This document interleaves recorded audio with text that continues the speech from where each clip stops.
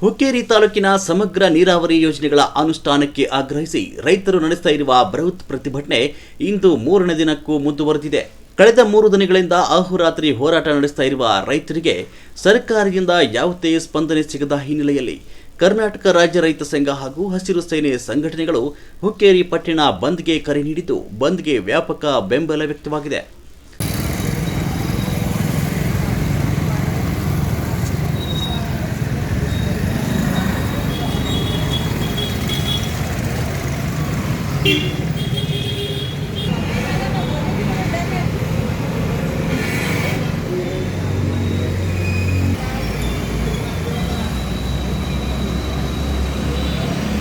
ಬರು 28ಗೆ ಅವ್ರಿಗೆ ಪಾಠ ಕಲಿಸಬೇಕ.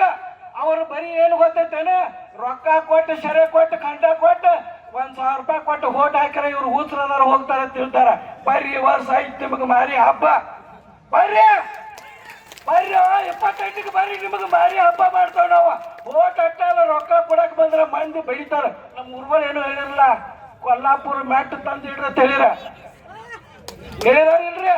ಯಾವ ರೊಕ್ಕ ಕೊಡಾಕ ಬರ್ತಾ ಕಟ್ಟದ ತೆಗಿರಿ, ಅವ್ರು ಯಾವ್ರ ಶರ ಕೊಡಾಕ ಬಂದ್ರ ಕಟ್ಟದ ತೆಗಿರಿ.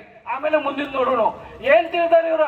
ರೈತರ, ದೀನ್ ದಲಿತರ, ಬಡವರ, ಅನಕ್ಷತ್ರ ಏನ್ ಮಾಡ್ರು ನಡೀತಿವ್ರ ಹಿಂಗ್ ತಿಳ್ಕೊಂಡಾರ. ಬಂದ್ ಮಾಡ್ರಿ ನಿಮ್ಮ ಆಟ.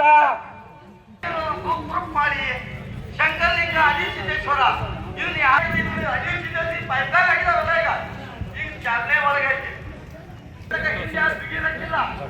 ಈಗ ಇನ್ನು ನಮ್ಗೆ ಗುರುವಾರ ನಮಗೆ ಇವ್ರಿಗೆ ಎಂತ ನೆನಪಿಟ್ಟು ಎಲ್ಲ ನಮ್ಮಲ್ಲಿ ಏನ್ ಬಂದಾರ ಅವ್ರಿಗೆ ಮಂದಿ ಪಾಲನ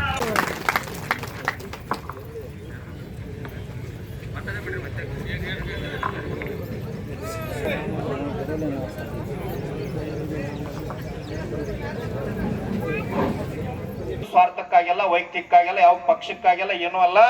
ಇಲ್ಲಿ ನೋಡ್ರಿ ಇಷ್ಟೆಲ್ಲಾ ಜನ ಬಂದಾರ, ಬಹಳ ಖುಷಿ ಅನಿಸ್ತದ. ಇಷ್ಟೆಲ್ಲಾ ತಾಯಂದರ್ ಬಂದಾರಲ್ಲ, ಎದ್ರ ಸಲುವಾಗಿ?